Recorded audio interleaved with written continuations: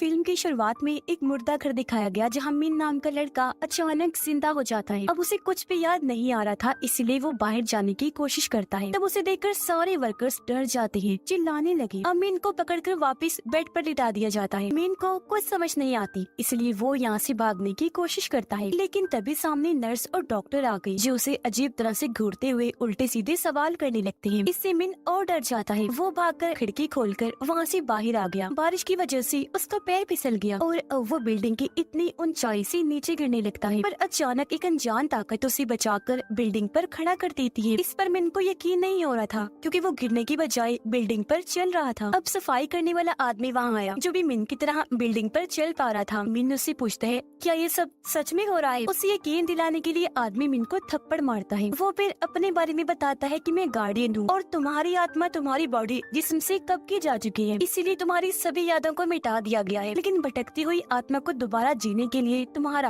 यानी मिन का जिस्म दे दिया गया। मतलब जिस्म मिन का है और आत्मा किसी और की है। मिन के जिस्म में कोई और ही जिंदा है। ये सब सुनकर मिन उससे कई सारे सवाल करता है, लेकिन वो किसी भी बात का जवाब नहीं देता और मिन को एक खिड़की के किनारे पर लटका देता है। फिर कहने लगा कि अब तुम बिल्डिंग पर नहीं चल सकती, अगर हिलने की कोशिश करोगी तो गिर जाओगी। इसलिए वो खिड़की के जरिए अंदर आकर अपने बिस्तर पर लेट जाता है। अब एक नर्स आकर जोर से मिन को सुई लगाती है, जिससे उसे इतना दर्द हुआ कि वो जोर से अपना हाथ मारता है। हाथ वहाँ पड़े पानी पर लगा और पानी हवा में जाकर जम जाता है, जो देखकर मिन को काफी हैरत हुई। अब पता चला कि ये नर्स असल में गार्डियन है, क्योंकि वो अपनी मर्जी के मुताबिक कोई भी रूप ले सकता है। यहाँ गार्डियन मिन के अंदर की आत्मा को बताता है कि तुम्हें ये जिस्म हमेशा के लिए नहीं दिया गया। फिर एक सैंड ग्लास देते हुए कहते हैं कि अगर तुमने 100 दिनों के अंदर अंदर ये पता ना लगवाया कि मिन ने अपनी जान क्यों ली, तो फिर तुम्हारी आत्मा को इस जिस्म से निकाल दिया जाएगा और तुम हमेशा के लिए मर जाओगे। फिर जाते जाते गार्डियन कहता है, और हाँ, ये बात किसी को न बताना कि तुम मिन नहीं हो।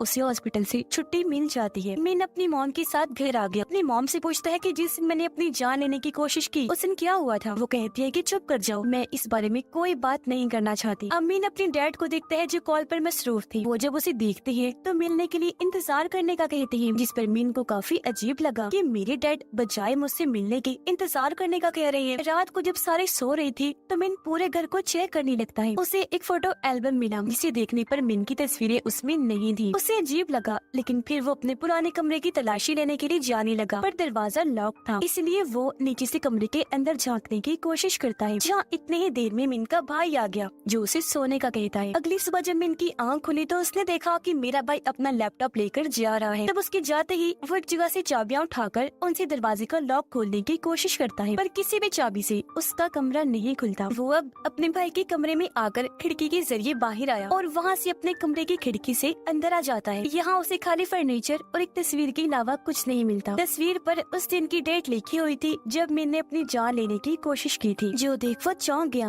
और तस्वीर उसके हाथ से नीचे गिर जाती है। आवाज सुनकर उसकी मॉम यहाँ आ गई। मिन पूछता है कि मेरे सामान का क्या हुआ। मॉम कहती है, अपनी जान लेने से पहले तुमने सारे सामान को बर्बाद कर दिया था। फिर वो मिन के गले से लग गई, रोते हुए कहती है कि आइंदा अपनी जान लेने की कोशिश मत करना बेटा। अब उसकी मॉम उसे स्कूल छोड़ने जाती है। समझाने लगी कि अगर किसी ने तुमसे पूछा कि तुम स्कूल क्यों नहीं आए तो ये कह देना कि मैं बीमार था। ये मत बताना कि मैंने अपनी जान लेने की कोशिश की थी। स्कूल आकर पता चला कि मिन की ज्यादा दोस्त नहीं है, उसकी बस एक बेस्ट फ्रेंड है जिसका नाम ली होता है। अंदर ही अंदर वो मिन को पसंद करती है। ये दोनों जब वहाँ गए तो लीडर मिन को बताता है कि अगले कंपटीशन में जाने के लिए तुम्हें एक ड्राइंग बनानी पड़ेगी। इसलिए वो अपने काम पर लग गया। अपनी क्लास में वापस आने के बाद टेबल पर उसे एक नोट मिलता है, जो उसकी ट्यूशन फेलो का था, जिसने लिखा था कि मैं तुमसे लाइब्रेरी में मिलना चाहती हूँ। ये जब वहाँ गया तो उस लड़की से मिलता है जिसका नाम पाई होता है। अब पहले वाला मिन इसे पसंद करता था, इस मिन को भी ये पसंद आ जाती है। उससे मिलकर बहुत खुश था। अब मिन अपनी मॉम का कार्ड इस्तेमाल करके अच्छे अच्छे कपड़े खरीदता है, साथ ही बालों का स्टाइल भी काफी अच्छा बनवा लेता है, ताकि जिसे मैं पसंद करता हूँ यानी पाई, वो भी मुझे पसंद करे। और इस तरह दोनों एक साथ वक्त गुजारने लगते। अब मिन के डैड स्कूल आए, उसे कहते हैं कि आज स्कूल के थेरेपिस्ट के साथ तुम्हारी मीटिंग है, जो कहकर वो चली गई। जिसके बाद मिन अपने थेरेपिस्ट के पास जाता है, जो मिन के बारे में उसे अजीब तरह के सवाल करने लगता है। तो वो यहाँ से जाने का सोचता है, लेकिन अचानक दवाई की सारी गोलियां हवा में उड़ने लगती हैं। इससे वो समझ गया कि ये थेरेपिस्ट नहीं बल्कि गार्डियन है। ये बात सच भी थी। गार्डियन उसे कहता है कि मैं तुम्हें ये याद दिलवाने आया हूँ कि तुम्हें जल्द से जल्द वजह पता लगवानी होगी कि आखिर क्यों मिन ने अपनी जान लेने की कोशिश की थी। और हाँ,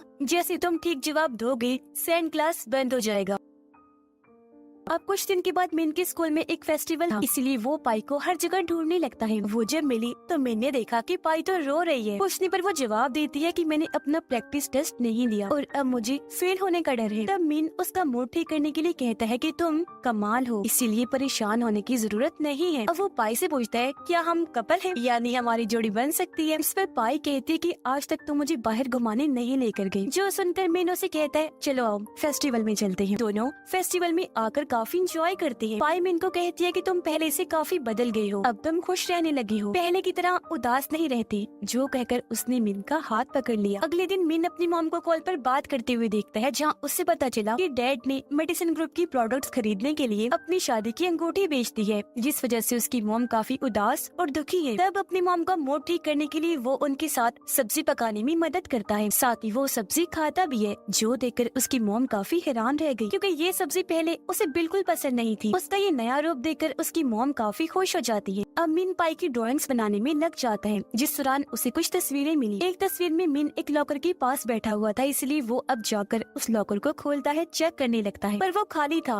अब तभी यहाँ मिन की दोस्त ली आ जाती है, जो उसे बताने लगी कि हमने लैपटॉप और एक नोट को इस लॉकर में रखा था और उस पर लिखा था कि ये लैपटॉप मेरी मॉम को दे देना। वो कहती है कि जब मैं लैपटॉप देने तुम्हारे घर गई तो वहाँ मुझे तुम्हारी मॉम नहीं मिली, इसलिए मैंने तुम्हारा लैपटॉप तुम्हारे भाई को दे दिया। अब घर आकर मिन अपने भाई के कमरे में गया, हर जगह अपने लैपटॉप को ढूंढने लगता है, मगर उसे कहीं भी वो नहीं मिलता। मिन के हाथ कुछ तस्वीरें लगी, चेक करने पर उसके चेहरे को पूरी तरह खरोच कर खराब किया हुआ था। यहाँ उसे कुछ डॉक्यूमेंट्स भी मिले, जिन्हें देखकर मिन को पता चला कि मेरा भाई पढ़ाई करने के लिए जर्मनी जाने वाला था। जिसके बाद वो अपने भाई के कंप्यूटर को चेक करने लगता है, जिसमें उसका भाई एक लड़की से मैसेज पर बात कर रहा था। उनकी बातचीत पढ़कर मिन को पता चला कि मेरी वजह से ये भाई जर्मनी नहीं जा पाया, क्योंकि उससे अपनी फैमिली की देखभाल करने के लिए यहाँ रुकना पड़ा। यही वजह है कि वो मिन को सख्त नापसंद करता है और चाहता है कि वो मर जाए। यहाँ उसके भाई ने ये भी लिखा था कि मुझे अपने भाई मिन के लैपटॉप में एक आखिरी अलविदा का खत भी मिला था, जो मेरे भाई ने मरने से पहले लिखा था, और मैंने अपने मॉम डैड को इस बारे में नहीं बताया। तो यहाँ मिन को पता चल गया कि मेरे भाई के पास जो दूसरा लैपटॉप है वो मेरा ही है। तो उसे ढूंढने के लिए वो अपने भाई के कॉलेज जाता है। उसे अपना लैपटॉप मिल भी गया, जिसे उठाकर वो घर आ जाता है। इससे पहले उसे देख पाता, यहाँ उसका भाई आकर लैपटॉप छीन लेता है, फिर कहने लगा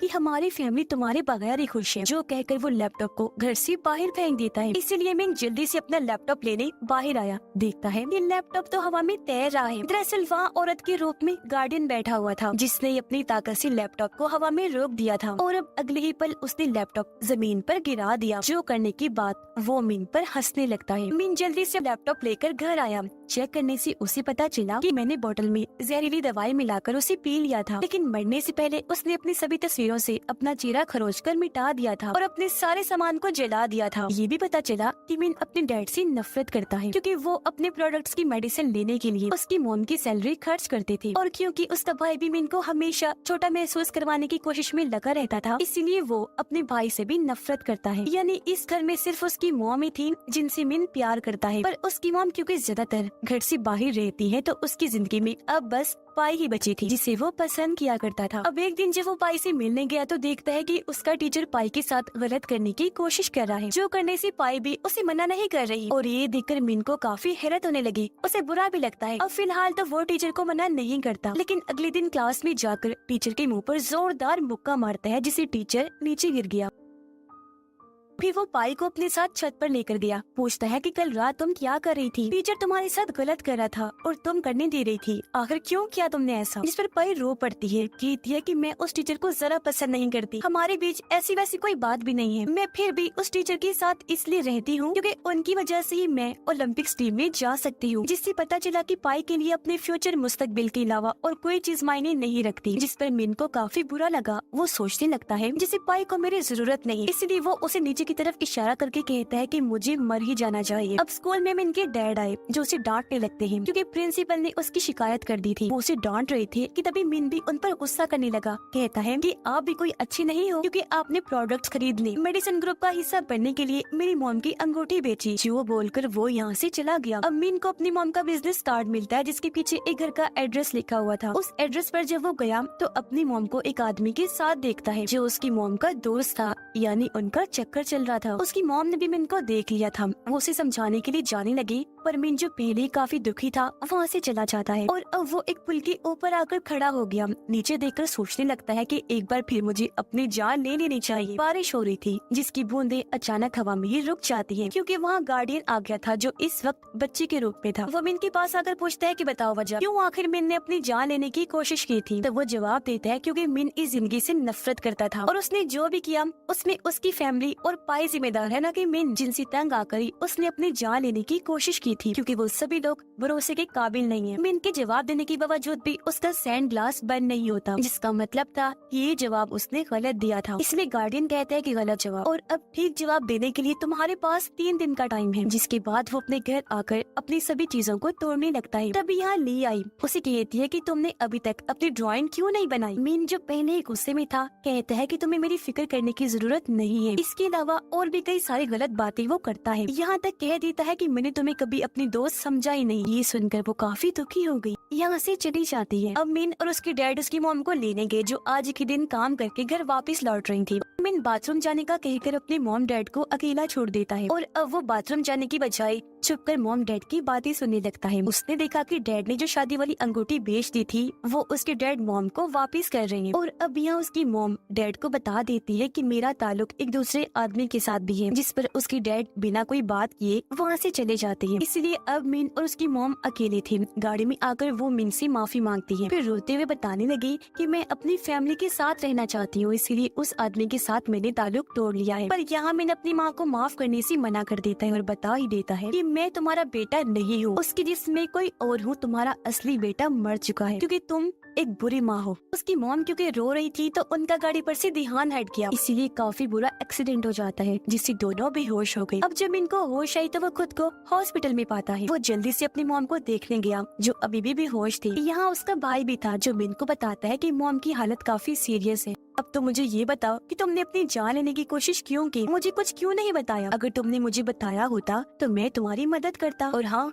अब ये सोचना बंद कर दो कि तुमसे कोई प्यार नहीं करता। पागल, सभी तुमसे प्यार करते हैं। अब क्योंकि मिन की हालत ठीक थी तो उसे घर भेज दिया गया। यहाँ मिन को एहसास हुआ कि मैं खुद गर्ल्स लोगों की तरह सोच रहा और कर रहा हूँ। जिसके बाद वो अपनी ड्राइंग को पूरा करता है और अब अगले दिन ओलंपिक्स टीम का ऐलान किया जाता है जिसमें पाई को भी चुन लिया गया था। इस खुशी में पाई को एक स्पीच देने का कहा जाता है, लेकिन जब वो मिन को वहाँ देखती है तो शर्मिंदा होने की वजह से कुछ बोल ही नहीं पाती, यहाँ से चली जाती है। मिन उसे माफी मांगता गले से लगा लेता है, फिर बताने लगा कि उस दिन मैं बहुत ज्यादा गुस्से में था तो बिना सोचे समझे मैंने तुमसे कुछ भी बोल दिया। और हाँ, तुम्हें खुद पर भी गुस्सा नहीं होना चाहिए क्योंकि ये सब टीचर की गलती थी। उसकी बातें सुनकर पाई को हौसला मिला तो वो अपने टीचर की सच्चाई बताने के लिए प्रिंसिपल की ऑफिस जाती है।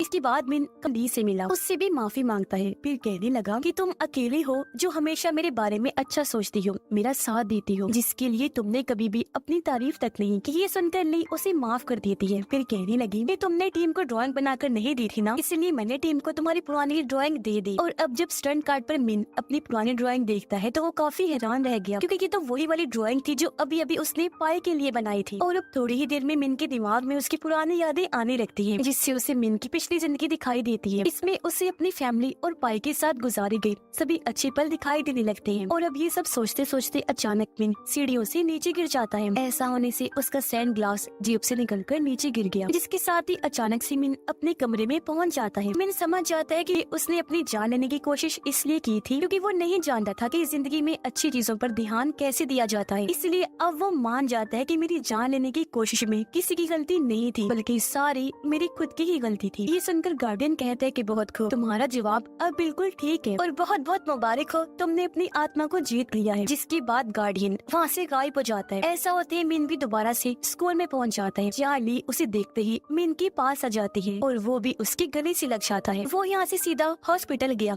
देखता है कि उसकी मॉम को भी होश आ गई है। वो मिन को बताती है कि मेरी तुम्हारे डैड के साथ डिवोर्स हो रही है, इसीलिए अब तुम्हें फैसला करना होगा कि तुम किसके साथ रहना चाहते हो। और हाँ, अगर तुमने अपने डैड को चुना तो मैं तुम्हें कभी गलत नहीं समझूंगी क्योंकि मैं अच्छी मॉम नहीं हूँ और ये बात तुमने भी कही थी ना। ये सुनकर मिन रोने लगा और अपनी मॉम से उन सब बातों की माफी मांगता है जिनकी वजह से उसकी मॉम का दिल दुखा था। वो मॉम के गले से लग गया और कभी आपका बेटा होने पर पछतावा नहीं होगा बल्कि फख्र होगा, आप बहुत अच्छी मॉम हैं। जिसके बाद मिन अपनी नॉर्मल जिंदगी गुजारने लगता है। उसे जिंदगी और अच्छी चीजों का पता चल गया था। इस फिल्म की कहानी भी यहीं पर खत्म हो जाती है।